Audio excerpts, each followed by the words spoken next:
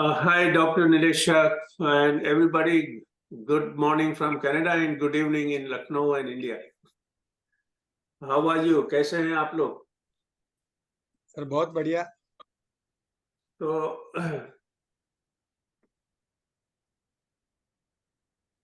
ये मानसिक शक्ति का कार्यक्रम चल रहा है जिसमें हम छात्रों के मानसिक समस्याओं के बारे में बातें करते हैं और काफी लोग हमसे जुड़े हुए हैं। सब लोग इस उम्मीद में हैं कि वो वीडियो देखेंगे, इसलिए यहाँ प्रत्यक्ष दिखाई नहीं पड़ रहा है।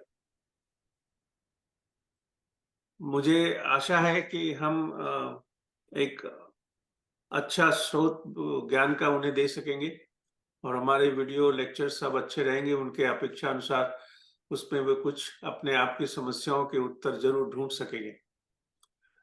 मैं अपने इस प्रोजेक्ट के बारे में काफी कुछ बता चुका हूं, फिर भी मैं पुनः कहना चाहूंगा कि हम लोग जो हम हैं, नीलेश आप हैं और अपने जो मित्र लोग मुंबई में हैं, लखनऊ में हैं, दिल्ली में हैं, इंडियन साइकेट्रिक सोसाइटी से जुड़े हुए लोग हैं, हमारे सीनियर्स हैं, प्रोफेसर्स हैं, हमारे स्टूडेंट्स हैं, इन सब ने जुड़ के और एक इस हमारे कार्य में जुड़कर इसे आगे ले जाने का जो वचन दिया है, उसके लिए सभी को धन्यवाद।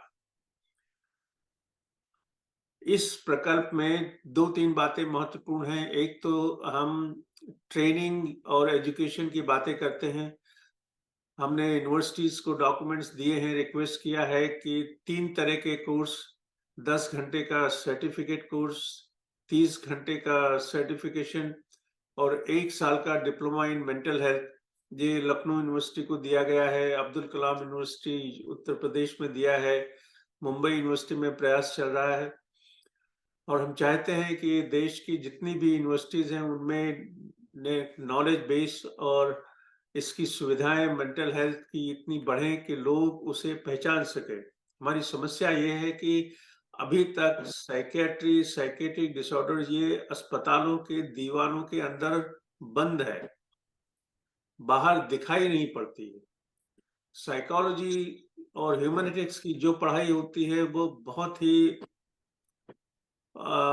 सैद्धांतिक और नियमानुसार, या उसके जो कंटेंट्स हैं वो प्योर साइंस की तरफ ज्यादा है। इसलिए इस बात की मेंटल हेल्थ एजुकेशन की जो विजिबिलिटी है वो बहुत कम है और इसे बढ़ाने की आवश्यकता है।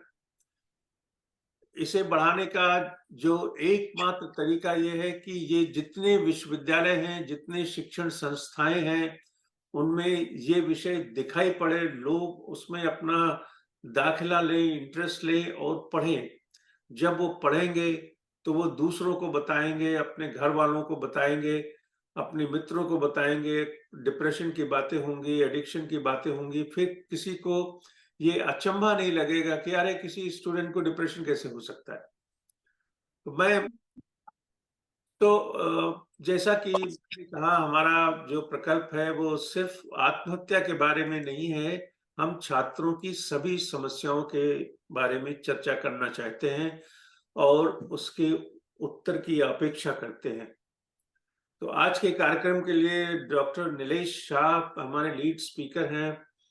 Nilesh is a professor and head of psychiatry in Lokmanya Tilak medical college and Sion hospital Mumbai और बहुत ही प्रख्यात और celebrated continuing medical education faculty हैं देश में।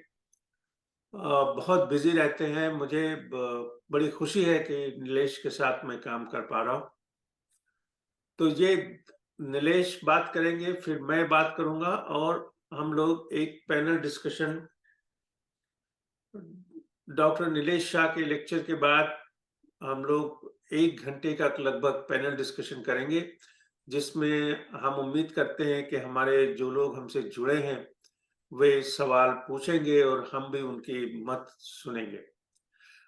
हमारा विशेष प्रयास है कि इस प्रकल्प में knowledge translation in mental health पे फोकस दें, यानी पढ़ने लिखने की जो भी सुविधा है, किताबें हैं, वेबसाइट्स हैं, वीडियोस हैं, इस पे जो आज के सामयिक प्रश्न हैं, the contemporary questions like how do students should choose a career, what is childhood depression, etcetera etcetera, इस तरफ हमारा प्रयास चल रहा है। 2 यूट्यूब चैनल हैं जिनमें आप जाकर ये मेरे द्वारा कहे गए कंटेंट देख सकते हैं। इसमें एक चैनल है जिसमें हमारे जितने मित्र हैं, जो और फैकल्टी हैं, वो क्या बातें करेंगे, वो इस पे लोड की जाएंगी। इसके अलावा आप कई किताबें लिखी जा रही हैं, जैसे कल मुझे पूरी उम्मीद है कल शाम तक अमेज़न पर ये किताब मिलेगी। इसका नाम है हैंडल लाइफ विद केयर। ये पूरी किताब छात्रों में आत्महत्या की समस्याओं के बारे में। इसी का हिंदी में रूपांतरण हो रहा है, कॉलेज का जीवन। ये लगभग 4 हफ्ते के बाद अमेज़न पे मिलेगी। इसी तरह अगले महीने आप एक और किताब देखेंगे, डिफीट डिप्रेशन, जिसपे छात्रों में या डिप्रेशन की पूरी समस्या क्या है, उपचार क्या है, इलाज क्या है, कैसे पहचाने, वगैरह वगैरह, जितने डिटेल्स चाहिए वो आपको इसमें मिलेंगे। इसका भी हिंदी ट्रांसलेशन जल्दी ही लगभग 1 महीने के अंदर मिल जाएगा। ये किताब द बैटल विद इन लिखी गई है। इसमें बताया गया है कि तनाव के बीच जीवन कैसे जिया जाए। अच्छी है, मुझे उम्मीद है कि आप पढ़ेंगे और इससे पसंद करेंगे।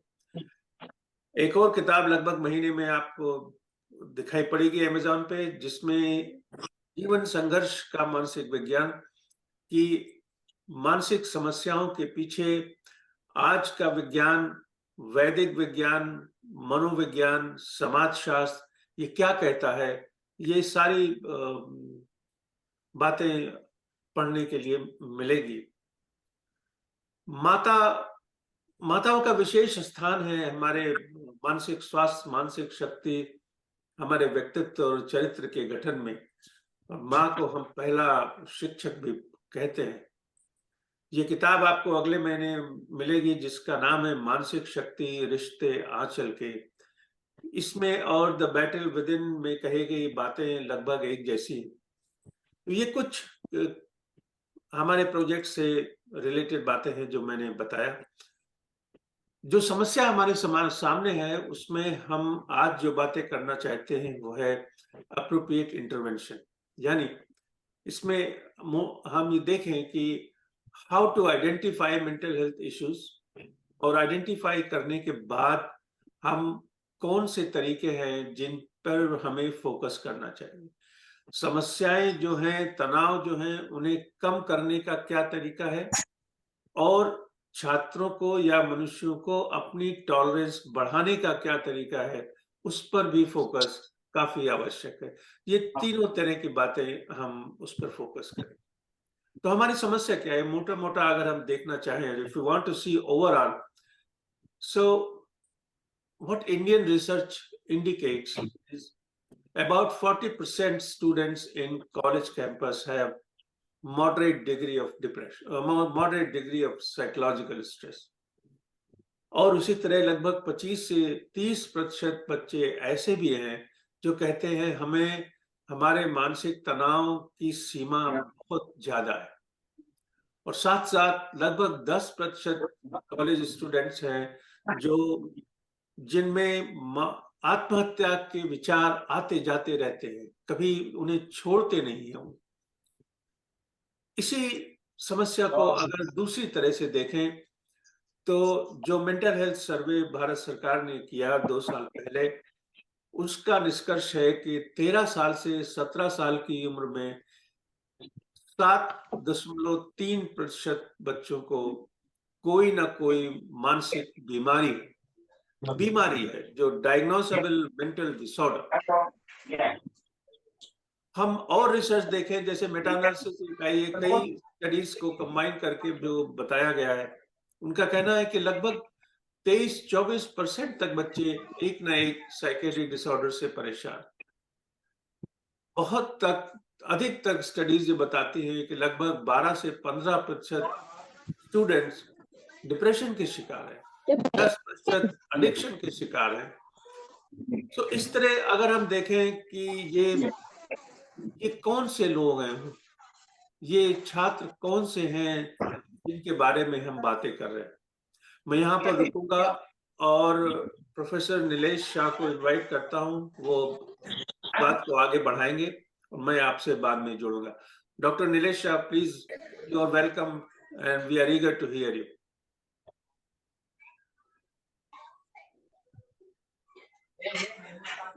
Good morning, sir, and good evening to all the participants in Mumbai.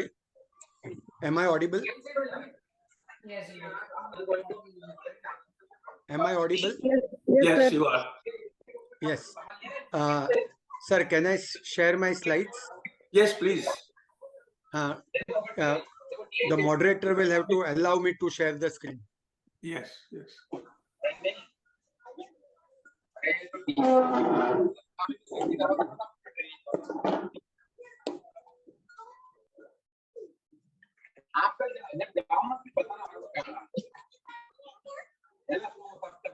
देख ले मॉडल ये जहाँ नहीं तो डब्बे में से नीचे वाली दे दे और ऊपर वाली दे।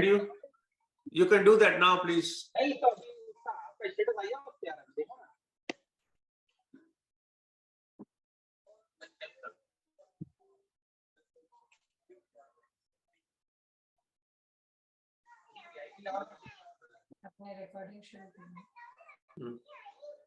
There is a hand raised by Mr. Can we address him, Dr. Amresh? Yes. Mr. Mukesh Rathore has raised his hand. Maybe he wants to ask something. So before we begin with Dr. Shah, can we answer Okay, him? yes. So, Mr. Rathore, you're welcome. Is there anything specific that you want to say? There is, it requires some more inputs actually. There was supposed to be recurring calls, and the Poonam we would like grant this. We can't hear you. Can you please speak loudly?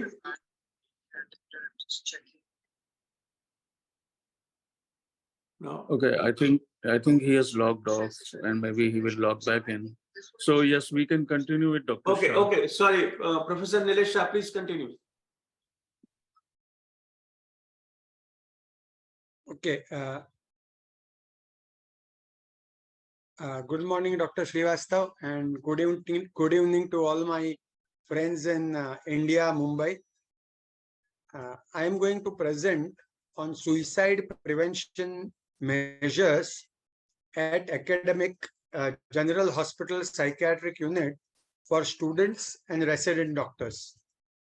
So I am trying to present what kind of precautions we take or what kind of activities we do to prevent suicide in our hospital. As Dr. Shrivastava mentioned, I work at Sion Hospital, and in Sion Hospital, we have undergraduate students as well as postgraduate students. And almost all faculties, it's a multi-specialty hospital. So we have every year 200 students get admitted in the first MBBS. So at a time, we have more than 500 undergraduate students. And similarly, another more than 100 postgraduate students. I have divided measures into 3 groups. One, what I call unintended measures. So it so happens that because of certain conditions, we have less suicide in our hospital. Second group of measures are what I would prefer to call it as a direct measures. And the third group of measures are indirect measures. So because of those kind of activities, indirectly, we are preventing suicide. So preventive measures, which are unintended, intended direct measures, and indirect measures. In this, I would like to talk about our hostel accommodation, which is a blessing in disguise. Direct measures, we talk about communication skills, Maitri group, happiness index, anti-ragging and prevention of sexual harassment committee. And in our department and many other departments, we have variety of recreational activities, which reduces the stress on the resident doctors, on the faculty members. And as a result, the environment is less stressful, more better interpersonal relationship, and less chances of suicidal ideations and attempts. So if you look at our hostel accommodation, it's a very one small room which is shared by number of students. So usually minimum at least 2 or more students per room we have. Rooms are not self-contained, so the students have to use the common toilets and canteen. So what happens, everyone can observe everyone, and there is a kind of compulsory socialization. So most of the time, most of the students are all together. They are talking with each other, they are playing games together, they are using toilets together. And so there is no social isolation or loneliness.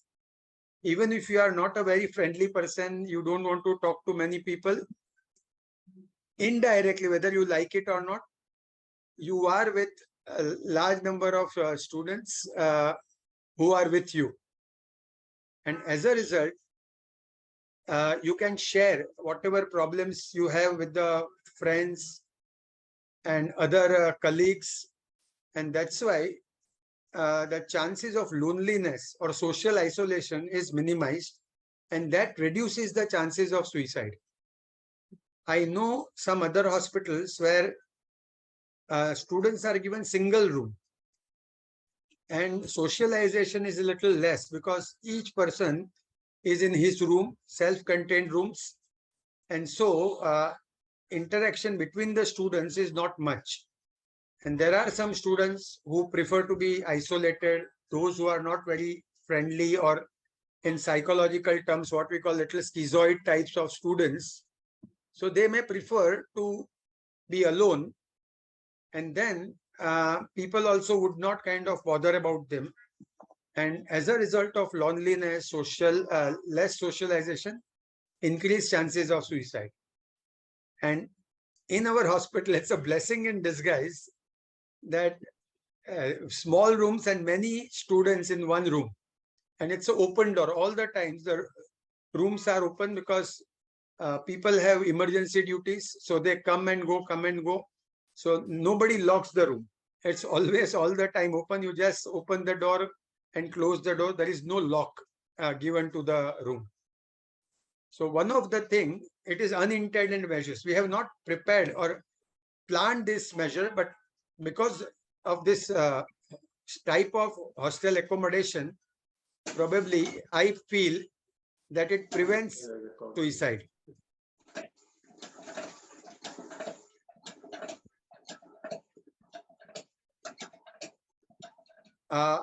Coming to the certain direct measures which we take in our hospital.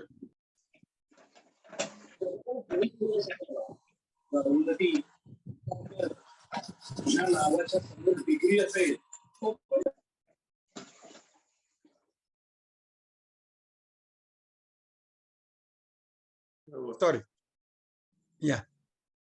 So usually in the direct measures which we take actually to prevent suicide, at the beginning of the term, when the new MBBS batch comes, around 200 students get admitted in first MBBS. At that time, there is an orientation program for 1 week. The first 1 week is an orientation program. And in this orientation program, we take a lecture on communication skills for undergraduate as well as postgraduate students at the beginning of the term. During this lecture, we also touch upon various psychiatric aspects, and we also tell them about their friendly neighborhood psychiatry department. We also make them aware about common psychiatric disorders like depression, anxiety, paranoia, phobias, variety of psychiatric substance use. So we give them a little broad idea about variety of psychiatric disorders and psychiatric symptoms, and how any time of the day, on any day, 24/7, resident doctors and many faculty members are available to them. Whenever they have any problem, they can contact us. Another thing, we also tell them about indicators of suicide or likely suicidal attempt. And we present few cases which have happened in various hospitals. In that, we talk about winding up behavior, that if they find that somebody is winding up, giving away all their belongings to someone, then he might be preparing for a suicide. Because we had a student who started giving up things, like somebody would tell him, nice watch. Oh, did you like it? Take it. Arey, I wanted a book. Oh, take it, my book. I'll return you. No need to return. You can keep it. And people were wondering why he is giving away everything and why this winding up behavior. So we tell people about this winding up behavior, that if you see this winding up behavior, then be careful and bring it to our notice, or bring it to the notice of some senior doctors or psychiatrists, and we can intervene and prevent suicide. Another thing, we tell them that if they observe any unusual behavior, somebody is talking to self, somebody not participating, somebody is not coming to the lectures, then for all these kinds of unusual behavior, we tell them. Similarly, we had a couple of suicide in which the student had indicated that indirectly about that he is going to commit suicide by philosophical writings. When we did the psychological autopsy after the suicidal attempt, we found a book, and in that that doctor had written, "Zindagi to bewafa hai, ek din ठुकराएगी, मौत महबूबा है मेरी, साथ लेकर जाएगी." And indirectly, that person was preparing for suicide, and he had written so many things like this, which was suggestive that he is going to attempt suicide.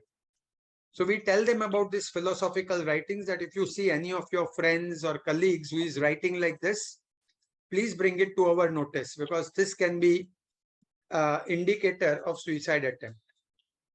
Similarly, we also tell them about various do's and don'ts.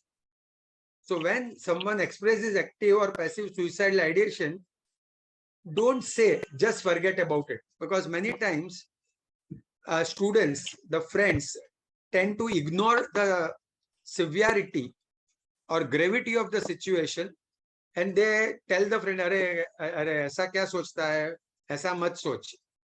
We tell them that just by telling the student, just forget about it, those suicidal ideations don't disappear. You have to empathize with him. You have to say, "Oh, I understand that you are getting these ideas. You need not be afraid of it. You need not be ashamed of it. And since you are getting these ideas, you should share it with your friends, colleagues, and consult a counselor, psychologist, psychiatrist, and help is always available." So I think this communication skills, lecture on communication skills, and lecture from psychiatry department, informing the students, the first MBBS students and the newly enrolled resident doctors about common psychiatric disorders, indicators of suicidal attempts, and do's and don'ts, what they should not do and what they should do when somebody directly or indirectly expresses suicidal ideation, is very, very useful. The another thing which we do is that we have this concept of Maitri. Maitri is friendship. So when 200 students enroll in the first MBBS, in the very first week, they make a group of 10 students. So we have 20 such groups, 10 students in each group. So this is called Maitri, and all the senior professors, associate professors are given 10 students under this project of Maitri. So for example, I am one of the mentor or a participant of this Maitri group, and roll number 91 to 100 is given to me.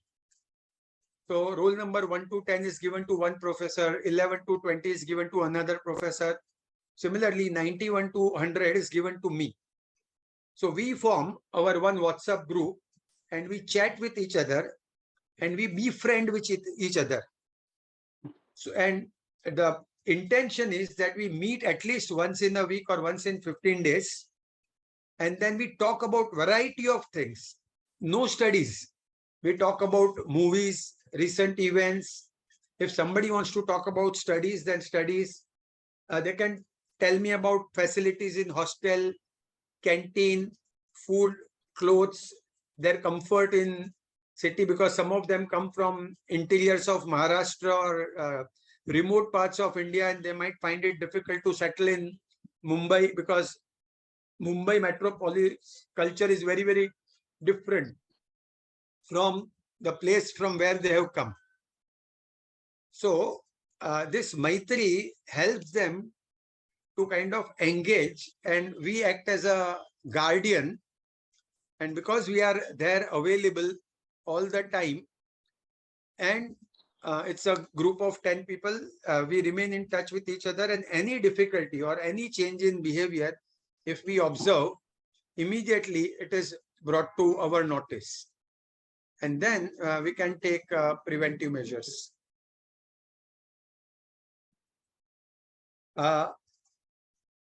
Another thing which we have implemented is what is called as happiness index.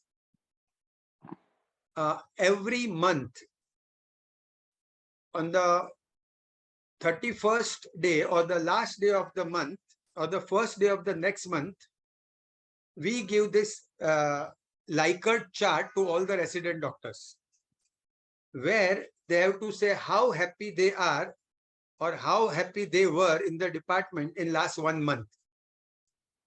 And their Likert scale is from 1 to 10. If they are happy, they can say 7, 8, 9, 10. Any of that rating they can circle. If they are not so happy, then they can circle 4, 5, 6. And actually they are unhappy for whatever reason. We don't ask them. Whatever reason, if they are unhappy, they will mark 1, 2, and 3. And then we see the average happiness index of the department. So this is done. This should be done for all the departments. We have around 30 departments: medicine, surgery, gynec, nephrology, urology, plastic surgery, neurosurgery. Similarly, we have some 20, 30 different departments. And for all the departments, we recommend that the head of the department should conduct this happiness index activity every month, at least every month. And if they see a dip, like say, for example, this is our department, and usually it used to remain around 8. So January to August, for almost 8 months, the happiness rating was around 8. And suddenly, in the month of September, it dipped to 7.3. And we realized that something wrong is going on. People are not very happy. Why there should be a dip? And then we had a meeting of all the resident doctors, all the faculty members. Certain suggestions were accepted, certain suggestions were given. We had a good discussion. And based on this discussion and their feedback, various changes were made in the department. And see, as a result, what we did in September, October, the November and December rating again increased to 8.2 and 8.5. So residents also feel that whenever they are not happy, they can indicate that I am not happy. Not only we take this mean, but also we take the individual score as well. So one find means all the resident doctors had put a 7 or 8 score, while one resident had put the score of 3. And then we realized that who was that resident. So we talked to her and we found out what difficulties she was having specifically, and we sorted out the difficulty. And after that, again, next month, her rating increased to 7.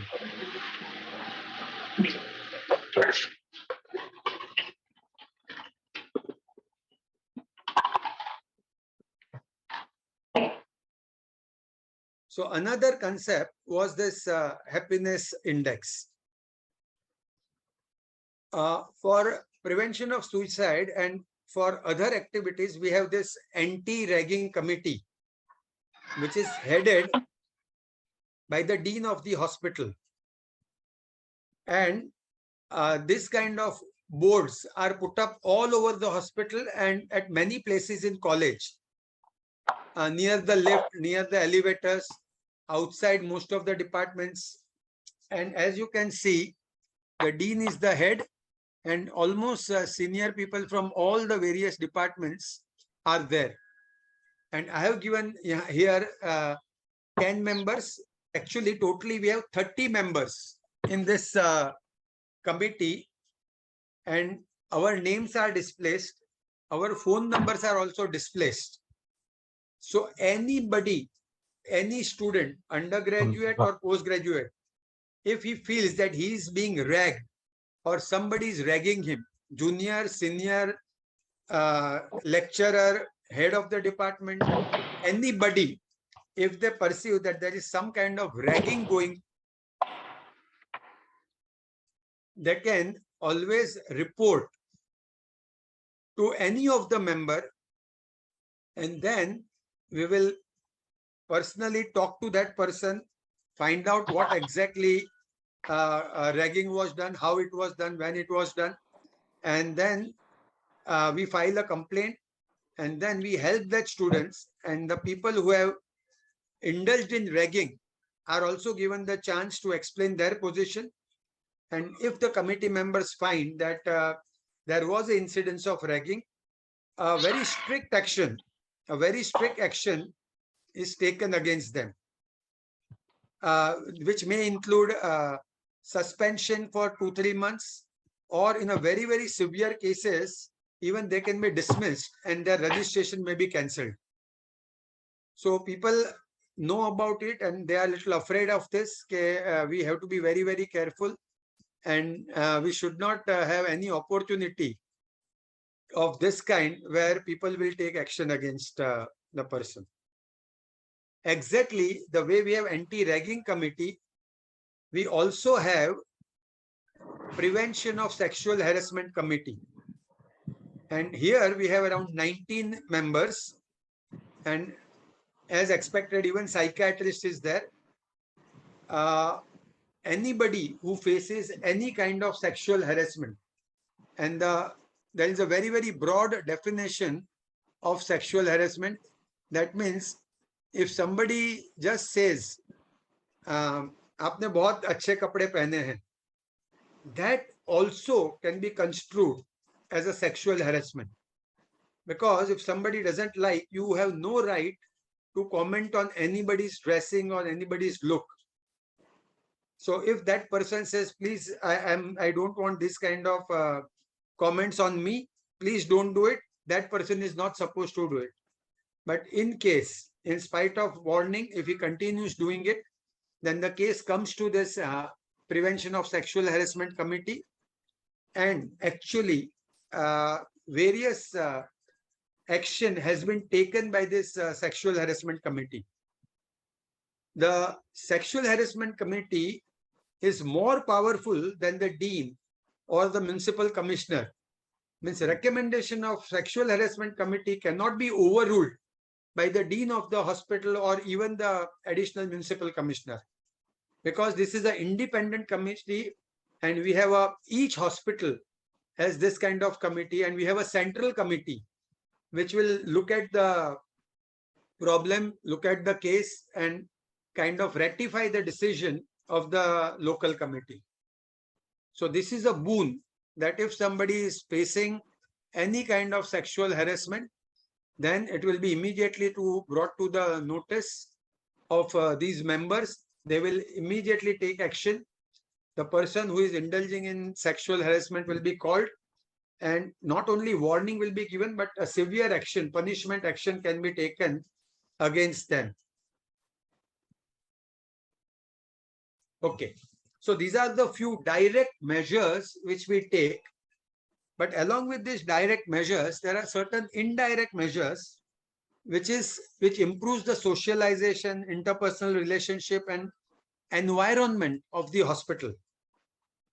Here in AIIMS Faculty Association, this is a thing which is said.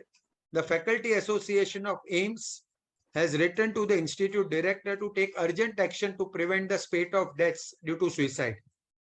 In past 2 months, 2 students, one undergraduate and another postgraduate, and a medical scientist of the apex medical institute of the country have killed themselves. It's a matter of serious concern. We have written to the director to collectively think and take steps to ensure such incidences are not repeated. So this kind of activities do happen in most of the colleges. Even just last week, one student from our sister hospital killed himself, and we keep on hearing about such instances. Almost 1 or 2 students kill themselves every year.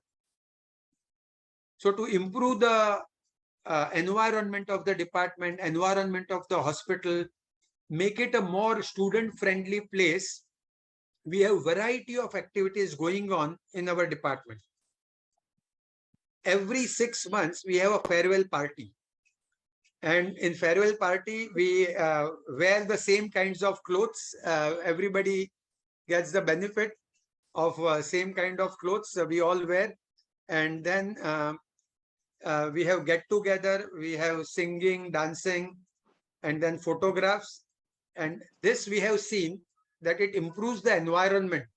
People come and do mimicry, people talk about each other, they make my parody also, many of them do. Dr. Shah sits like this, walks like this, prescribes medicines like this, and there is a very, very friendly atmosphere, a family kind of atmosphere. So that we try to create by having a farewell party every 6 months, in which all the outgoing residents, they say goodbye, and all the new incoming residents, we welcome them in. Another thing to improve the environment, we play this game which is called as IPL cricket match betting. So here during IPL cricket match, we play a game in which no money is involved.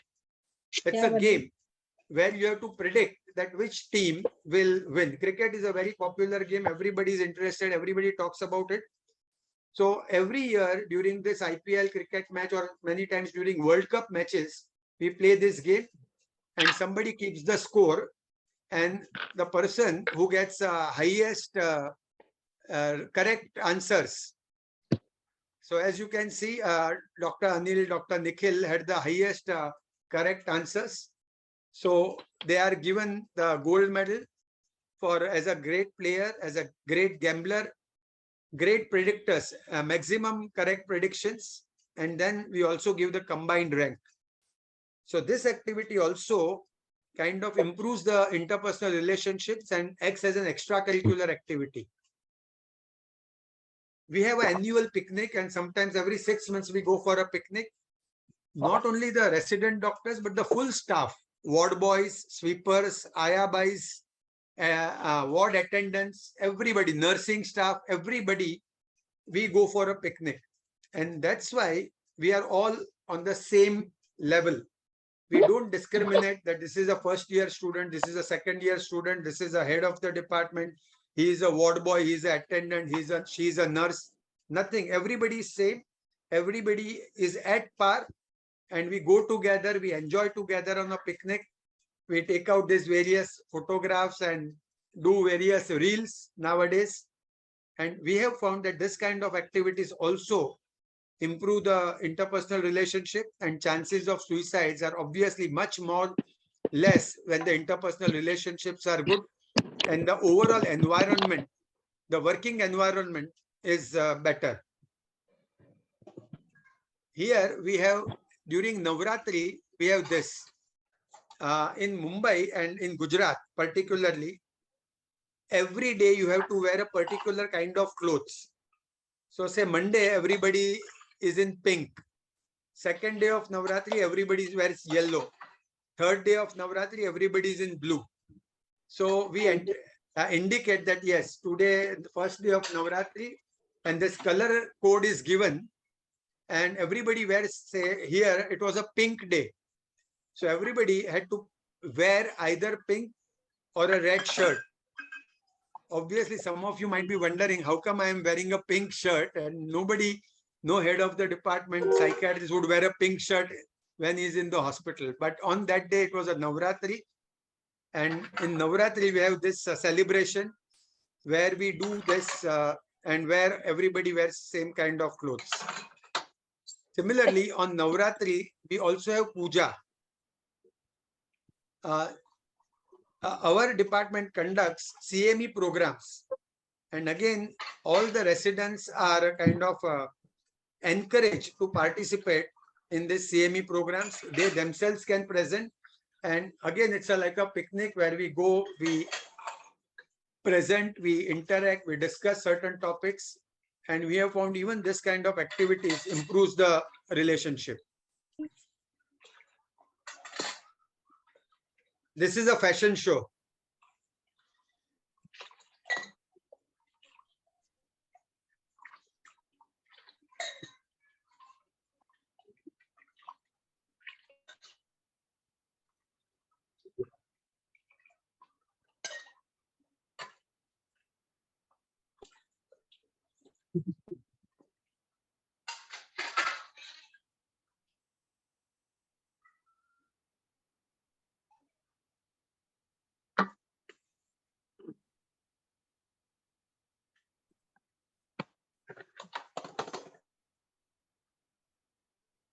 So we have this kind of activities in the department. We try to diminish the hierarchy. In many departments, there is a very, very strong hierarchy. The first year resident can talk to only second year resident. Second year resident can talk to only third year resident. Third year can talk only to the assistant professor, and nobody, first year resident, cannot directly speak to the head of the department or professor. Here we do away with this hierarchical situation, and even first year resident or anybody can just walk into the room of a professor and he can discuss his things, he can put up his problems. So it is a very, very mutual, beneficial environment. Everybody enjoys. They also enjoy. We senior people also enjoy. And this improves the environment, working environment of the department. So we have this kind of activities like fashion show and Navratri Puja. Every year on any festival, the whole department gets together and we have a puja. All together we do the puja and ask the God for the improvement in our knowledge, improvement in our patient care, improvement in interpersonal relationship. And we pray that nobody should have a problem in our department and in the hospital. Every Christmas, we play this thing called Secret Santa, where everybody is given a chit and he has to give gift to a person whose name is written in that chit. So everybody gets a gift on Christmas Day or immediately after the Christmas Day, and these gifts are distributed to everyone and everybody enjoys, and it's a surprise gift most of the time. And obviously we have around 20 resident doctors, so every month we have 1 or 2 birthdays and we celebrate the birthday all together. We wish them happy birthday. So what I say that these are the indirect measures where variety of activities conducted in the department improves the environment, people become friendly, interpersonal relationships are good, and any kind of problem is taken care of. And I think that also reduces the chances of suicide. So thank you very much, Dr. Shrivastava, for giving me this opportunity to make this presentation. Please stay healthy, helpful, and calm. Thank you, Nilesh. Professor Shah, you made an excellent presentation. So congratulations to you. We have Thank you very few much, sir. comments, and I will invite our participants one by one after I make few remarks. And जहां पे बात आपने छोड़ी है मैं वहां से आगे बढ़ाता हूं, और मुझे करीब 45 साल पहले की 2 लाइनें याद आ रही फिल्मों की कि सीने में जलन, आंखों में तूफान सा क्यों है, इस शहर में हर शख्स परेशान सा क्यों है। ये मुंबई शहर की कहानी जहां भीड़ में लोग अकेले हैं, अब भारत के कोने कोने की कहानी बन गई। आपने देखा कि 17 साल की उम्र में बच्चे मेडिसिन में पढ़ने आते हैं, 22 या 23 साल की उम्र में वो पोस्ट ग्रेजुएट में एडमिशन लेते हैं। इस उम्र में उन्हें संभालने के लिए लोगों की कितनी मेहनत लगी हुई है। 2-4 बातें जिन पे आपका ध्यान गया या नहीं गया मैं आपको बताता हूं कि हमारे सामने चुनौती क्या है और हमें करना क्या है। पहला, आइडेंटिफिकेशन ऑफ द प्रॉब्लम। दूसरा, minimize the risk and the problem. Third, provide appropriate intervention for the problem that the students are exhibiting. And the fourth, elevate their self-worth, improve their tolerance, improve their personality, persona, immunity, resilience, tolerance, adaptability, and so on and so forth. Overall, how to make them more capable, यानी कि हर छात्र की मानसिक शक्ति कैसे बढ़ाई जाए। मैं एक बात बताऊं कि मानसिक शक्ति की कोई सीमा नहीं है, किसी ने डिफाइन नहीं किया है कि ये इससे ज्यादा नहीं हो सकती। असीमित है हमारी ये एनर्जी, मगर दिखाई नहीं पड़ती। माहौल क्या है, लोग कौन आपके साथ हैं, कौन बातें करता है, किसके साथ होते हुए भी आप अकेले हो जाते हैं, अकेले होते हैं तो आप क्या करते हैं, कैसे उदास हो जाते हैं, ये सारी बातें मनोवैज्ञानिक प्रोफाइल में हैं, जो मानसिक शक्ति के बारे में लोग जाने, पढ़ें, सीखें, कौन कौन से तरीके हैं जिससे ये बढ़ाई जा सकती। मैं यहाँ पे रुकूंगा और आगे जाऊं, उसके पहले मैं चाहता हूं कि कुछ लोग, Shivani, welcome, you wanted to make a point, right? Are you there? No. Okay. So, may I ask Onkar, Dr. Onkar Naik, can you come in and comment on the work that you are doing? जैसे कि नीलेश ने कहा कि हमें समस्या को जानना है। मेरा कहना है कि जिन कॉलेजेस में आज तनाव अधिक है या सुसाइड हो रहा है, क्या वहां पर लोग जानते हैं कि उनके बच्चे तनाव में हैं? क्या कोई तरीका है कि वो जान सके? मैं चाहता हूं इस doctor Omkar, can you take over and make a brief comment on the nature of work that you have started, measurement and screening of psychological problems using machine learning and artificial intelligence. Briefly, if you can just tell us what exactly your objectives are. Yeah, good evening, sir. Am I audible to everyone? Yes. Yeah. Omkar, can you switch on your camera also? Yeah, sir.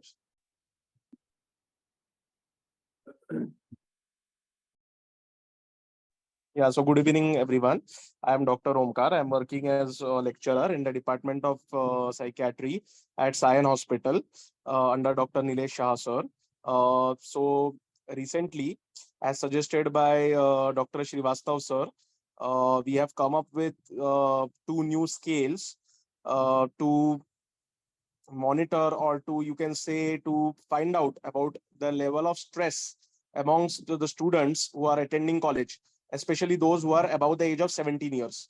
So we believe that these scales can help us to perceive stress and to find out about the levels of stress that are perceived by the students who are attending college, even the medical college. So we will try to, make these scales, and we will try to implement it in an application with sir. And if we can convert it into an application and we can give it online, release this application online, and if this application can be downloaded by the students, then it will be really a good thing. And the students can, as per the application, whatever the application suggests, the students, the whatever the questions are asked in that application, the students can mark the answers, and they can do it in the privacy of their rooms also.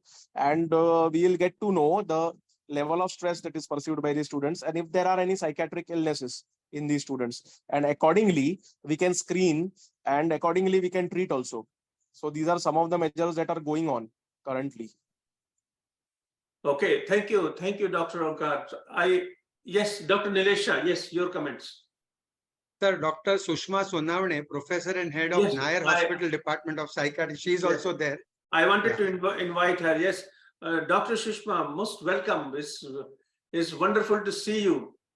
I invite you for your special comments. Mainly, Nair Hospital has been a seat for nodal center for school mental health program that we have known.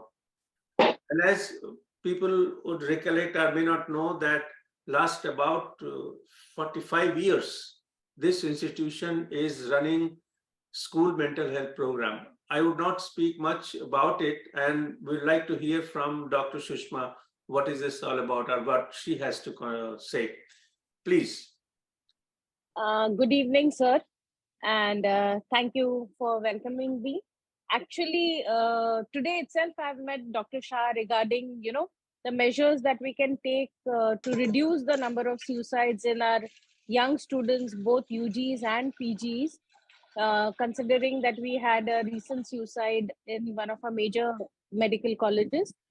And sir was just outlining this questionnaire, the screening questionnaire that we can have, and that seems to be a really good idea. And that could be one of our primary prevention.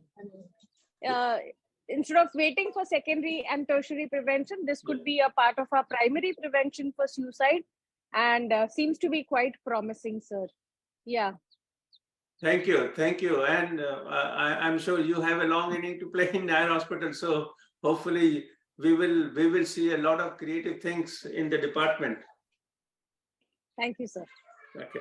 Yes. So Mansik Shakti project has one specific objective, and that is to allow or empower parents to know more about psychological aspect of their children. To meet this objective, it is not going to be possible to have the number of human resource in our country with the number of students that we have to allow interaction and 2 hours interview and try to find out and conclude what is the problem. Therefore, screening for possibility of a mental health problem, finding out the level of stress, finding out the source of stress, and try to answer the question whether the student is vulnerable to develop a psychiatric disorder in future. It's very challenging work. We do not have definite markers in mental health subjects. For example, one can say if you are a smoker, your chances of developing a heart attack are high. One can say if you are a smoker and you are obese and you had a family history of heart attack, you are 4 times, 5 times likely to develop a heart problem. But in field of depression, schizophrenia, or alcoholism, we know that risk factors play a major role, but we are unable to say this with certainty who will develop the problem, who has high risk and who does not have access.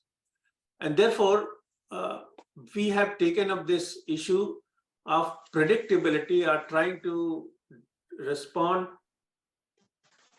to tell people how to check the vulnerability. I believe that this, followed by a whole huge amount of mental health information on the website.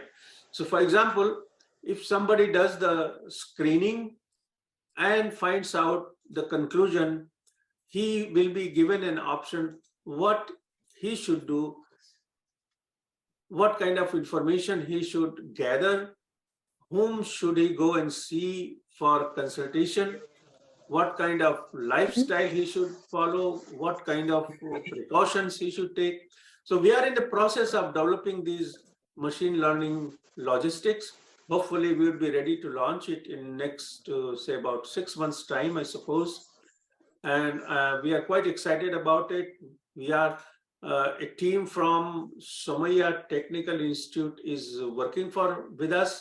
They are very kindly, they have accepted my request and taken up the project along with Department of Psychiatry of Sion Hospital and my other colleagues in the city of Mumbai and Delhi.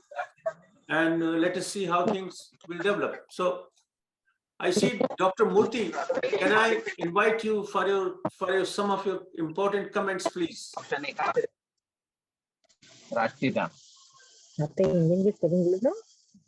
Bharti लिख दो हिंदी में चला Indian request Mrs. Shweta Rathore to put off her mic. Thank you. Is Dr. Murthy there? Dr. Shrivastava Murthy? No? Okay. Yeah, I'll just put my slides here. Okay, so I will take the discussion to next point and briefly speak about current challenges as to how we are planning.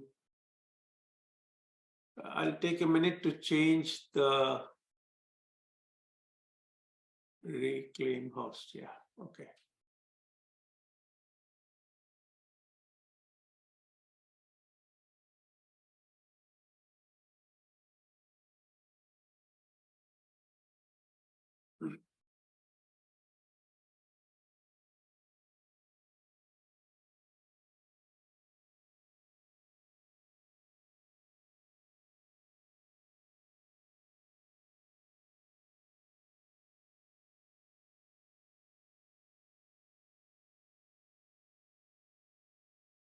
So what I was referring to in the discussion earlier, that we believe that our sons and daughters are perfectly okay. They do not have any problem. And we get surprised when we suddenly hear a news like attempt of a suicide or depression or anything else. But is it correct? Are parents thinking correct? So the student who is entering a high school or a professional institution, what are the issues? What is the baggage? I believe they come with a lot of stress in their head, a lot of baggage. And this mainly is related to economic issues arising from the family, contemplating success to milna hi chahiye, because we are not ready to consider options or alternatives or having a plan B in our life. That's a very different kind of culture in India where we are, and that is our psychological, cultural understanding of how life is to be managed. So emotional contents are primarily like this. All students carry severe sense of responsibility, need for excessive compliance, expectation of good behavior, severe guilt.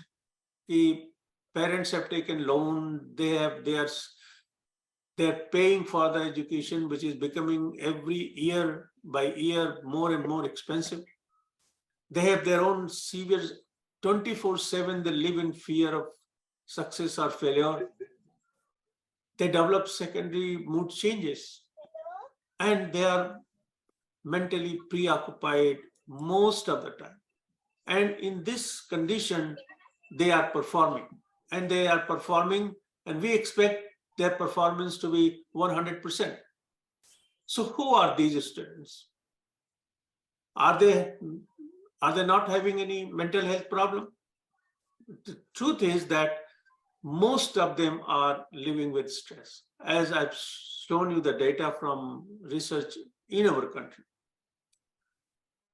a significant number of them are living with low threshold symptoms. For example, they have mood changes, are inability to go every Monday on the job, are feeling hopeless, feeling helpless, but the symptoms are not severe enough or good enough to classify for a psychiatric disorder. So we don't count them that you have a psychiatric disorder, but their seriousness, their risk for suicide, risk for violence, risk for alcoholism, tobacco, and rash driving, etc., and ability to function, compromised ability to function, are serious enough. Their symptom may not be very severe, but the consequences are severe enough to be considered for help. They all need help. So there are significant number of boys who are living with low threshold psychiatric symptoms.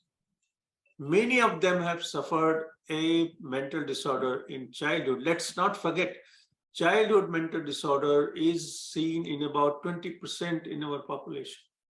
So 1 in 5 children have a history of psychiatric disorder in their childhood. Those children who have a psychiatric disorder in childhood remain vulnerable, or this remains a risk factor for a psychiatric disorder in adulthood, or even sometimes in elderlies. This is not enough. We see a number of them suffering from a physical disorder. All physical disorders have psychological consequences. So if somebody has typhoid fever, which was not treated for 2 months, or somebody had tuberculosis, or somebody had encephalitis or hepatitis, it takes them away from their school, their schedule, they fall behind, they fail in some subject, they develop secondary depression, anxiety, somatization, headache, sleep problem, appetite problem, and so on and so forth. So physical disorders are not only physical disorder. About 70–60% of them have clear-cut psychiatric consequences. Besides that, significant number of them also have physical disability. Somebody's eyes are a problem, their walking is a problem, their visual impairment or hearing impairment. They all are people in the community. They reflect the same population in a student as well. Many have suffered a serious medical illness in childhood, or may have consequences of psychological nature. So they suffer stress of career choice. While making a choice, they have suffered a mental anguish. They have fought with themselves. They have gone through the stress of admission process, preparation for tuition and examination and entrance test, competition and peer pressure, conflict with parents, conflict with their own self, confusion of identity, childhood psychological symptoms, high risk of children. Some children are high risk because their parents have mental disorder. So ये जो बच्चे हैं, ये सब देख के आपके सामने आए होंगे. Poverty, discrimination, social isolation, etc. तो अगर हम समझते हैं कि ये लोग एकदम फर्स्ट क्लास नॉर्मल, इन्हें कुछ नहीं हो सकता, तो हम कितने गलत हैं. और किसी भी इंस्टीट्यूशन को, हर इंस्टीट्यूशन को इस बात का इंतजाम करना चाहिए कि वो अपने प्रांगण में, अपने यूनिवर्सिटी में लोगों को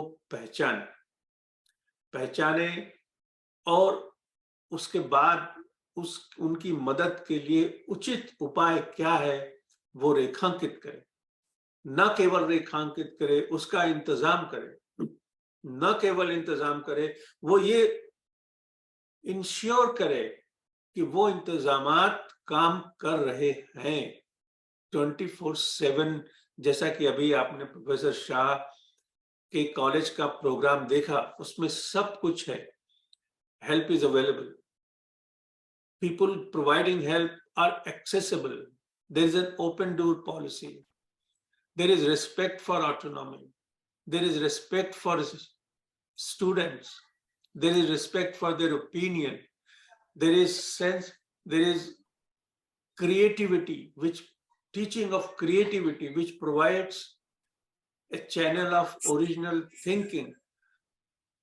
When we say we want children to learn to cope, so actually what we want biologically, if we think, what are we telling our brain? We are telling our brain that going from this direction to this direction is not possible. So why don't you find out a little bit 10 degree going right and then going left? So alternative thinking, alternative cognition, creative thinking, we are trying to teach these to young children. And this is what we expect because there is no other option. We have to train individuals to take control of their life, develop communication skill, speak, trust. As I was saying yesterday, I will say it again today that we have two ways to adopt. One, reduce our psychological stress, find out our psychological strength, enhance it, and inculcate number of psychological virtues. We will come to that. But at this point of time, let me stop and ask if there is anybody from the participants who wants to make any comment. I invite if anybody wants to speak before we move on. No. Yes.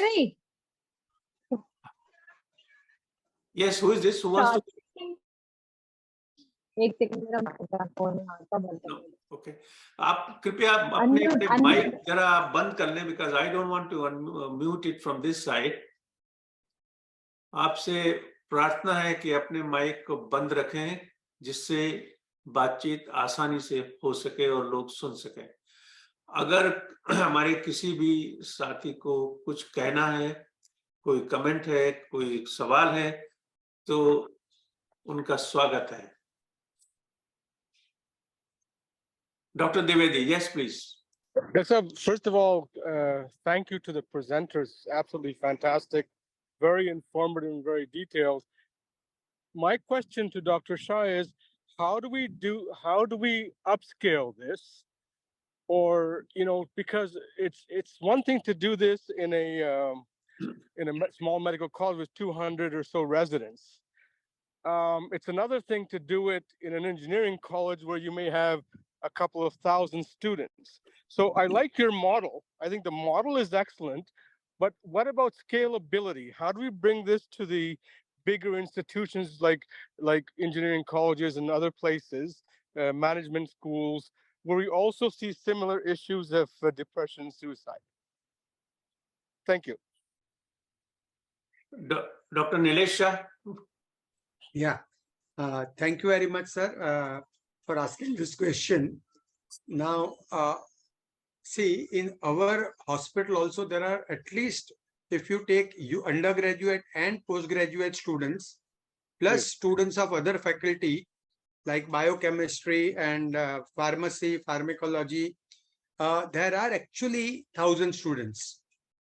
So here, what we recommend that at the time of entry level, suppose there are 1,000 students getting admitted, we can make a group of 100 students each, and we can have one session right at the beginning on communication skills, various psychiatric disorders which they are likely to face, awareness about psychiatric disorders, how to help as a person, people having psychiatric disorders, and some of the indicators which I mentioned about the suicide, like challenging behavior or winding up behavior or pseudo-philosophical ideas if somebody is expressing. So that can at least make an aware, and the students themselves can detect that there is something wrong going on with the student. Most of these engineering colleges nowadays also have counselor, and some of them also have a psychiatrist visiting once a week. For example, we have IIT in Mumbai, and one of the my colleague, Dr. Sagar Karya, visits IIT Institute once every week. Dr. Shrivastava knows that Dr. Barve used to visit, is a psychiatrist, and he used to visit IIT once a week. And all the students who had a difficulty, any kind of difficulty, the counselor would speak to the student, and when the counselor feels that he needs psychiatrist help, medication, etc., the counselor would refer them to psychiatrist. So I think you are absolutely right that it is going to be a very, very difficult task when you have 1,000 student admission, because in medical college we have 200 students coming in every year. But if you are getting 1,000 students, you will have to prepare for 1,000 students. So you will have to have many more counselors, many more mental health professionals, psychiatrists, psychologists, social workers coming to your institute on regular basis, creating this awareness. And some of the committees like anti-ragging committee, prevention of sexual harassment committee are must. And I understand that even in engineering department, you will have various departments, like we have anatomy, physiology. So students might have various departments, and heads of the department at that particular time can take care of the students, talk to the students, and if any student requires help, they can give the help. Similarly, projects like Maitri, where we as a mentor take 10 students, you might have many professors, and professor can take not 10 but 20, 25 students depending on the staff to student ratio. And they can befriend these students, so that will kind of remove the hierarchical thing in the hospital or the college. So I definitely agree with you that it's going to be a very, very difficult task. But I think some of these measures can be definitely implemented in any college for that matter, engineering college, medical college, pharmacy college, law college, and we will have to do it. We do not have option of saying we can't do it. Yeah. The life of the student is very important, and we have to go all out to see that we do not have such incidents.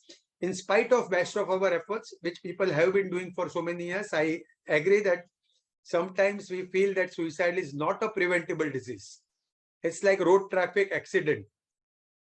So many people drive on the road, and government and other authorities give the restrictions that you have to wear a seat belt, you have to drive at a particular speed, you have to take precautions. But in spite of that, at individual level, if the person does not follow certain rules and regulation, there is a high risk that he will meet with the road traffic accidents. And I think same happens in our colleges, that in spite of all the precautions told to them, some of the students may not kind of pay any heed to these kind of things. And finally, they might attempt suicide, or sometimes they successfully commit suicide. But in spite of all our failures, we have to go all out and try our best to prevent suicide. It's a question of life. Thank you, Dr. Shah. Thank you. Very well said. Dr. Devedi, thanks for raising such important question. And I have only 2-3 sentences to say. Number one, that transformation is taking place now. We are more awakened.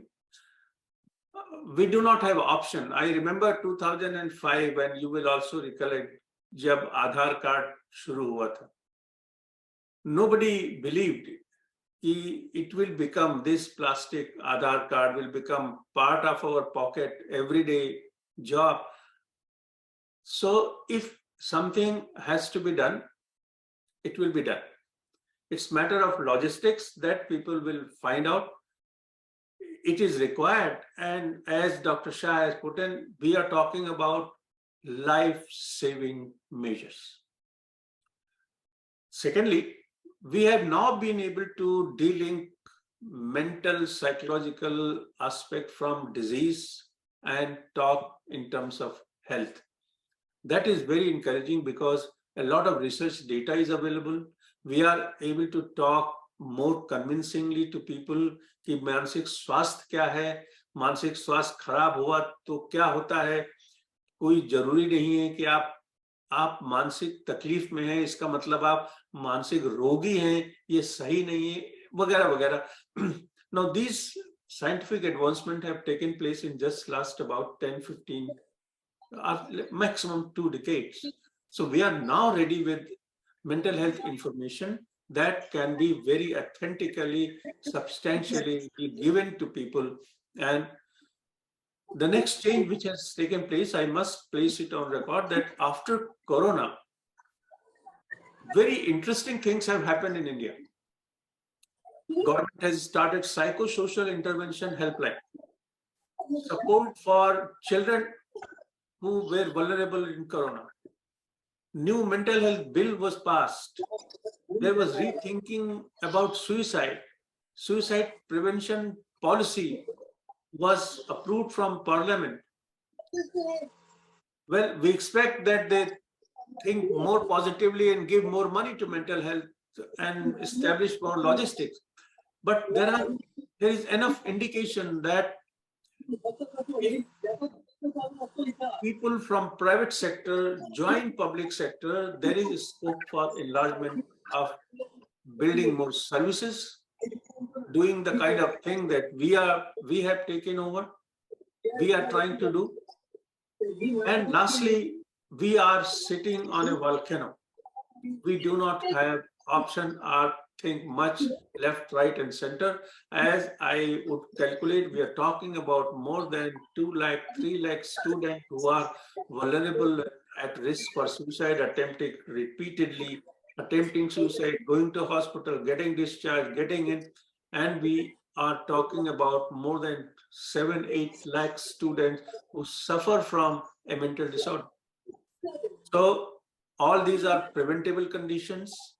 As far as human resource is concerned, it is not likely that we will be sufficient, but thanks to technology, and that is what our attempt is, I hope that technology will provide us, say, e-learning, e-governance, and e-medicine.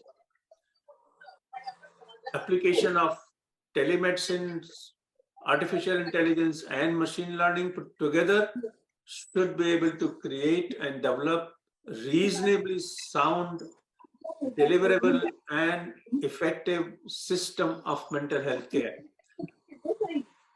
This is what I would sum up at this point. Are there any other opinions? Anybody else who wants to add something? Madam Ujjwala Dubey, आपको कुछ कहना है? Mute करिए उनको. Okay, so now I take the discussion forward, and as in between, whenever there is a need, after every 2-3 minutes, we can pause and discuss. The basic thing that we have to focus and in understanding mental health problem is the brain which God has given us. So everything in our body and mind is happening because of 3 components, that is the brain, mind, and behavior. So behavior is a reflection of a complex interaction in our brain and mind. Brain-mind regulation is an ancient teaching to understand human psyche, human body, disease, health, as we see in Vedic science and yogic science. one's ability to obtain a good brain-mind homeostasis is the art how to maintain your health. Now, couple of minutes, let's try to understand our brain. The brain starts growing when life comes in mother, when somebody is pregnant. And the story begins from there. To ensure good mental health, all mothers have to be careful to take care about mother-child relationship, emotional development, dealing with trauma, dealing with discrimination, taking care about their physical health, having right kind of food, vitamin, learning the technique how to reduce their stress when they are pregnant and immediately after pregnancy, when the child is nurtured in close connection, close proximity with mother. So those pieces of our life, that time of our life, the childhood, is of crucial importance. It is imperative that each and every mother is mindful of certain facts of childhood development and the role childhood development plays in mental health in future.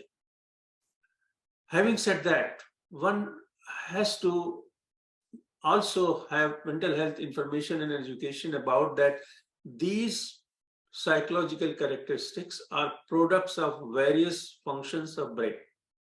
So when we say our memory, we should know that it is stored, generated in the middle part of our brain. When we say emotion or mood, that is also a function of a specific part of our brain. When we talk about intellect, we are referring to a part of our brain. So if our brain is injured or not functioning well, or there is any other factor like thyroid problem or any hormone problem, or say long-standing diseases like hypercholesteremia or genetic problems, they have an implication on the brain function and brain growth. And lastly, we should also know the character of nerve cells. Neuroplasticity, the brain cells may start replacing each other even before we are born. So by character, the uniqueness of the brain cell is that it has immense capacity to learn, replicate, and start functioning again. It connects with each number of billions of cells and creates a world of learning and cognition by itself. So the message is that if you want a healthy mind, maintain a healthy brain. This is also very important for us to understand the significance of brain in mental health. Now, coming to stress, all of us are familiar with this word, but what are the specifics? If we see the source of stress, I would say there are all kind of stress is very personal. Personal stress is common denominator. It is the final common pathway how it affects you, whether it may come from social condition like poverty, it may come from family condition like your relationship with your parents or financial difficulty in the family. It may come from the source of academics. In academics, there are a number of sources. For example, what studies have shown, and we read every now and then, it can be related to a curriculum. It can be related to the language of curriculum. It can be related to the mentor, the teacher, or the institution. Maybe I can cite number of suicides published in media where institutional problems were at the institutional level, policy and program level. Similarly, it can be a issue with how you test the students, the examination system. And it can also be that how flexible you are when you receive somebody who has been treated for depression for 6 months, 1 year, and he's re-entering the college. Do the college have, do they Do they have any logistics? Do they believe that it will create stress, or it might require an alternative methods of providing teaching, curriculum, mentoring, and reassessing the students? No, the system is not there. The person who is depressed has been treated, is coming to the college with the fear that I am walking into the same problem zone. Nothing has changed. My teacher is same, the system is same, books are same, curriculum is same. I'm going to be asked the same question. So no concerns shown to the person who suffered a serious mental health problem and has, for time being, limited capacity to perform. I think this is ironical. This must go. Teaching institutions have obligation to test and teach students what they can, not tax them with extra questions and provoke them or make them more vulnerable to mental health issues and relapse of depression and more suicide. I think this is an area where the governments must think and respond. Probably educationists would be thinking about it more in terms of student-friendly affair, and possibly they will find some answer. I do not have a clear answer on this, except that I know the condition is not conducive. The fourth source is very important, and that is existential. We saw this very clearly in the leftist movement, say 30 years back, 40 years back. And today, the conflicts between self, the religiosity, the political mindset, the Rashtravad, etc., why to live, why to not to live, reason for living, my reason for living, my reason for living in the house or leaving the house, etc. A lot of existential question which involves national framework as well. And if you remember, on day one, we talked how national stability is responsible for suicide rate in the country. You see the countries which are frequently going to war, are politically not stable, or have a system which is not citizen friendly, have a high suicide rate, as against a number of other democratic countries which have more social security, not only social security, more autonomy, giving opportunities to the citizens to express, giving opportunities to think, respecting their individual mindset, opinions, etc. So these are the sources of stress, and if we feel that we have to design help, we must focus from where the stress is coming. It is not always coming from economy. The question of economy will be interpreted by different student differently. A person who has loans or mortgage or not, or a student loan, whether the father has or the student has, half of them will say, no problem, I will deal with it. But then half of other who have a negative mindset, not so confident, are the ones who will feel the burden of it. So what do you need? You need a financial planner in the institution. You need the financial planner at the level of availability for that particular student. After all, why do you stop recognizing that, okay, yes, economic issues, the issues related to loan or bank loan payment, what next? If you have not done a specific, desired and strategic intervention, then you have done nothing. And I also don't believe that it is not possible. So every government, it is within limits of capacity of every possible government to look after the young student, because it is this group which is going to be a responsible group to manage the country tomorrow. They are the future. And if we are not taking care about them, then that means we are not taking care about the society and the country too. So these are some of the perspective about stress. Next, living with stress. So there are so many dimensions. People feel, oh, I have stress, I cannot live with this stress. But those who say so, do they try to deal with it? Do they try to do something so that they learn the art of relaxation? Well, some people will perceive the stress and speak about it, and others will not. Majority of them have masked stress. They have symptoms of headache, body ache, sleeplessness, restless, remaining restless the whole day, confused, not knowing what to do, what not to do, not knowing why do they forget. But they are not able to pinpoint why there is a stress. In fact, all these are manifestations of stress. Then stress can come in an acute state, like suddenly somebody might hear some news and start panicking. You panic in a manner, in a exactly the condition as if you are getting a heart attack. A quarter of such people end up in hospitals. Stress has its own long-term consequences. It does not go. It remains like a cloud around you.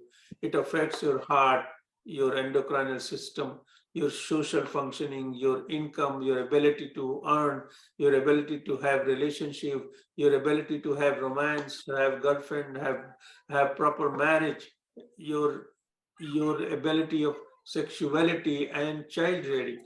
They all are related to stress level Hey, you have in your young age.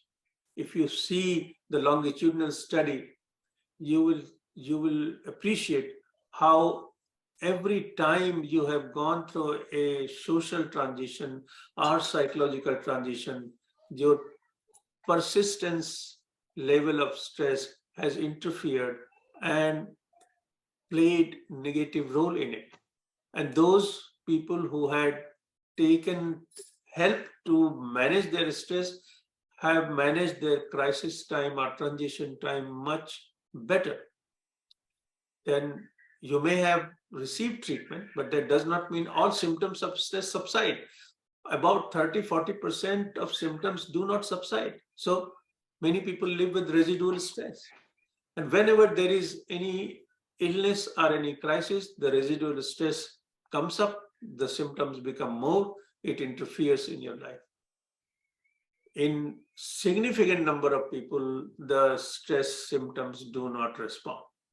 And that is a challenge for medical community to really find out more about it. Persisting stress is a hell of a problem in community. Not much appreciated, but it's a reality, and we need to understand more about it. The next level is identification of the problem. Every time we are talking about how to identify. So there are 4 sets of symptoms, and quickly go over. The symptoms of stress can be physical, can be emotional, can be cognitive, and it can be in form of changes in your behavior. So what are these physical symptoms? I have enumerated here. Frequent headache, or say something like migraines, stomach pain, digestive issues, fatigue, difficulty in sleeping, and any kind of physiological symptoms. Then if we see emotional symptoms, it can be related to any function of your psychological characteristics, beginning with your ability to remember, ability to maintain or regulate your mood, your ability to feel irritable or anger, feeling hostility, having problems of drive or motivation, or going down in your level of confidence. The third set is something to do with your intellectual aspect of life or cognitive symptoms, difficulty in concentrating or making decisions, memory problems, forgetfulness, racing thoughts or excessive worrying, reduced ability to focus on tasks, negative thinking pattern, or frequent episodes of self-doubt. And finally, the fourth set is behavioral symptoms. When the stress, some kind of stress, reflects in change in academic performance, avoidance of social interaction, withdrawing from school or family situations, increased reliance on unhealthy coping mechanism, procrastination, etc. There are some warning signs which we must think seriously, because that indicates self-harm, suicide, etc. So identification of specific, so after we have informed people, our trained student groups, our parents, our teachers, that stress persists, stress can play a role in everyone's life, and how to identify that. This time to find out what is the source of stress. Is it personal? As I said, personal is the final common pathway. Is it academic? Is it from peer group, from curriculum, institutions, health, finance, family, food, companionship, housing? It can be any source, but it affects the physiological function and the psychological functions. So once we identify accordingly, we develop the interventions. Before I go on that, let me break here and discuss if there is anybody who would like to make any comment or discuss.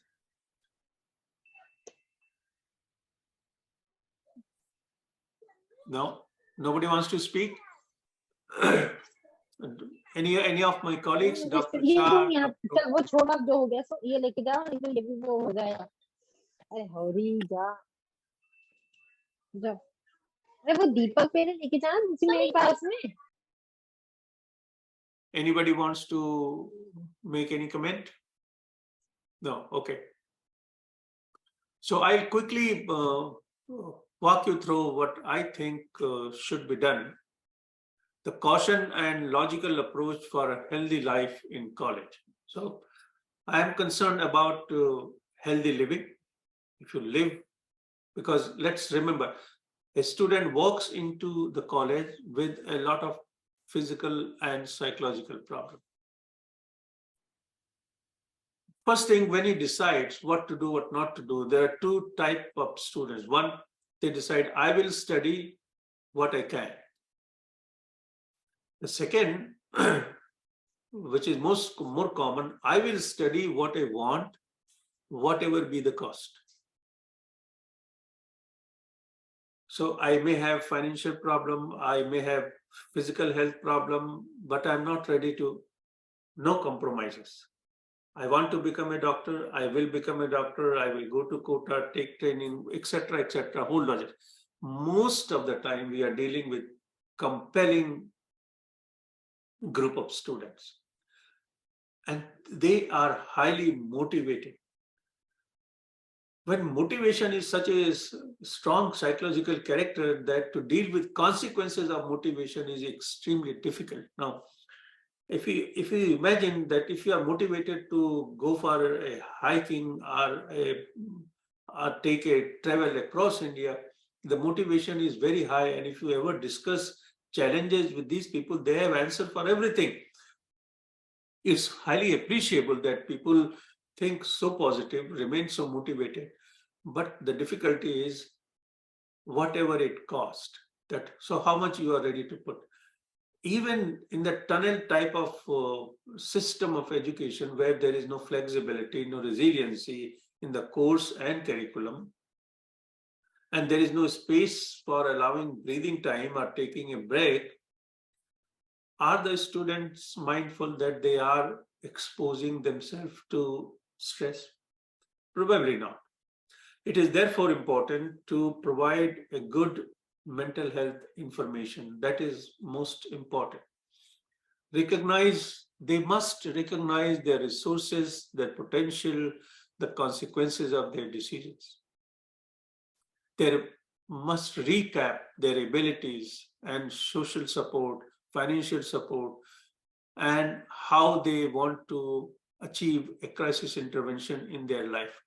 They must think about the consequences before they can say that I will do it come what may. Because an informed decision making is the only one which remains a choice. There is no other choice. If your decision making is not informed decision making, if you have not considered various aspects, then you are bound to land up in trouble. And it is important for the mental health team, our mentors, our parents, our friends, to really keep on reminding this, that all decisions to be made must be informed decision making. So here are about 5 things which I propose parents, teachers, student, more so student must do.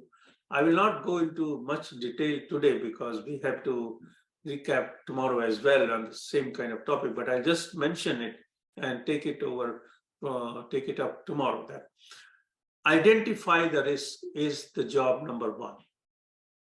So every student, every parent, and every teacher must focus and find out whether the student in question has any kind of risk. If so, how to identify? For example, is he likely to indulge in drug-seeking behavior? That's the important question for a student. Is he likely to fail in one of the semester? Another important question. So how do we do that? We will talk about it. But this is what I mean, identify the risk. Then job number 2 is develop logistics to minimize the risk. If I identify that Mr. X has a potential of dependence, then what did I do? Did we develop a program and gave it to him so that he can minimize that risk? This is what I mean when I say job number 2, minimize the risk. And the third is maximize the protection. So as we know that the psychological and behavioral aspect run on the basis of presence of risk factor and presence of protective factor. Sometimes risk factors may be too high, but if we have sufficient protective factors, it does not matter, it does not bother us. But no matter whatever be the quantum of risk, we must know how to maximize protection. The protective factors from social context and from personal context. So the fourth is, how do you build social support? You have gone from one village to a city where you don't know anybody, you are lonely, you only know the college campus, but that's not the human beings are known for navigation. You must try and find out and build your own social support. And the last and not the least is evolve self-worth. This is where we need to teach children how to improve their resilience, how to improve their self-worth, self-confidence, develop positive psychological characteristics, other psychological virtues, etc. We have a full session tomorrow on self-development. This is part of that, so I'm not going to repeat the same thing today. Maybe we have sufficient time to discuss, and I'll invite all our speakers and our participants if they want to make any comment or add new thought and enlighten us. So we begin with Dr. Shah. Would you take it over? Dr. Nilesh Shah, are you there? Yes, sir. Yes. Can you continue the discussion on whatever appropriate intervention that we have topic today? Yeah.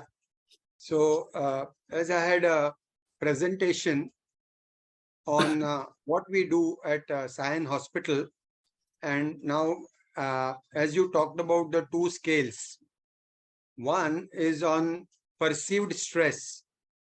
So we have prepared this scale for perceived stress, and another a short scale for various psychiatric symptoms. Now, as we know that there is a scale called symptom checklist, which has 90 symptoms, but these symptoms are too many.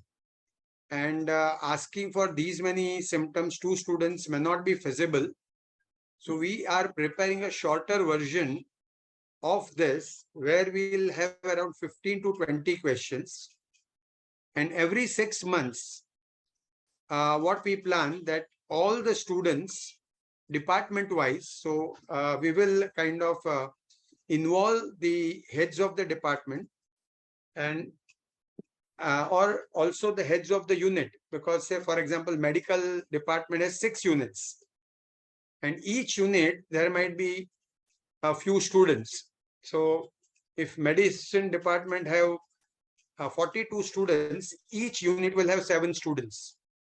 So each head of the unit can administer these scales, 2 scales, which will be kind of available on app, or it may be a paper pencil kind of scale, where each student will be given it every 6 months. So when he joins, and then after every term of 6 months, and the questions will be, in last 6 months, have you felt any stress?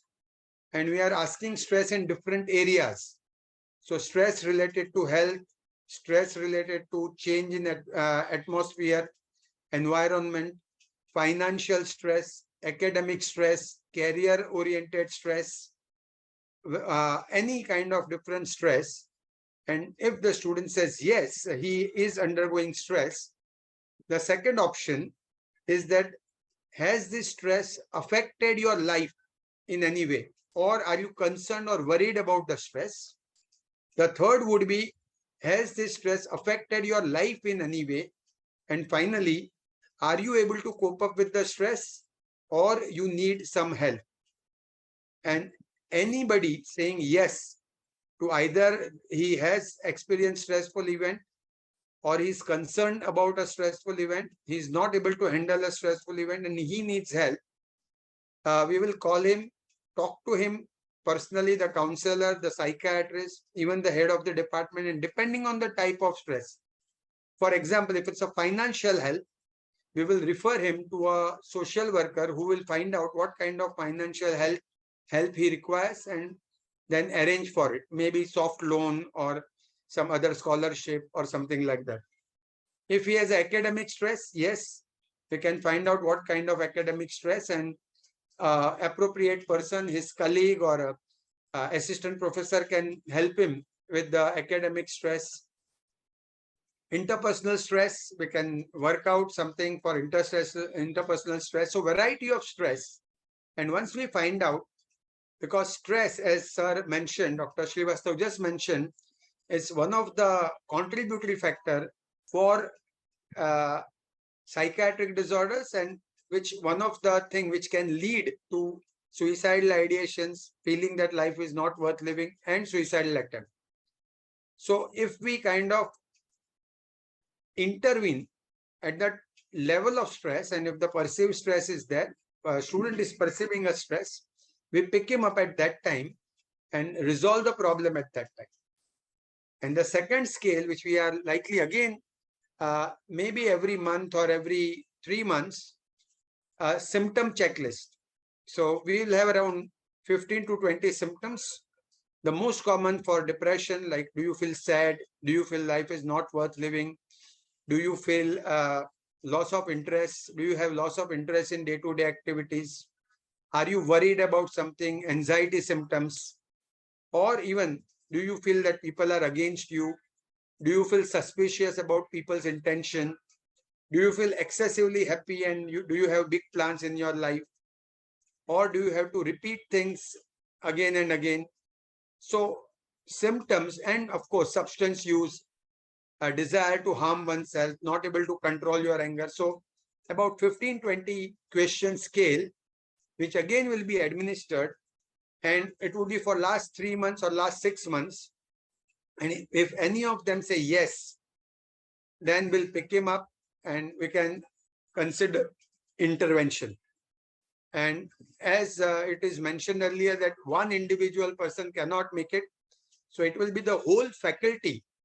And luckily, our additional municipal commissioner has shown keen interest in preventing suicide, and he's asked us to submit a plan Dr. Sushma Sonavane mentioned about it, and he has asked us to submit a plan. And once that plan is finalized, all the heads of the department, all the heads of the unit will be kind of a party to it, and they will implement that plan. At least they will help us in picking up students who are undergoing stress, those who have some symptoms suggestive of psychiatric disorders. And once that student is identified, all kinds of help, whether related to physical health, psychological health, financial health, whatever is required will be provided to him with the intention to prevent major disaster. So we are planning to do this. Yeah, thank you. And this is an example how administration or government can really promote mental health activities. As we all know, crisis is a time when it seems as a danger, but crisis is also an opportunity because new things develop from here. So number of suicides recently in city of Mumbai have given an opportunity, and people are awakened. Even administration is awakened. It's so happy, very exciting to know that the municipal commission is supporting the project, and they are likely to take up what we have been working on it, and I will follow it up. My submission is that Dr. Sonavane, if you ever need any kind of assistance, we are always available, and we'll be very happy to contribute whatever we can. So is there anybody, Dr. Omkar, Dr. Sonavane, Dr. Murthy, anybody wants to speak before I do a concluding? No? Dr. Devedi, any question? Is anybody wants to make any point? Yeah, because it has been a very good session, very exciting, with Dr. Shah giving the data from Sion Hospital and the program, which is so elaborate. I think it is a model which can be implemented in a number of institutions.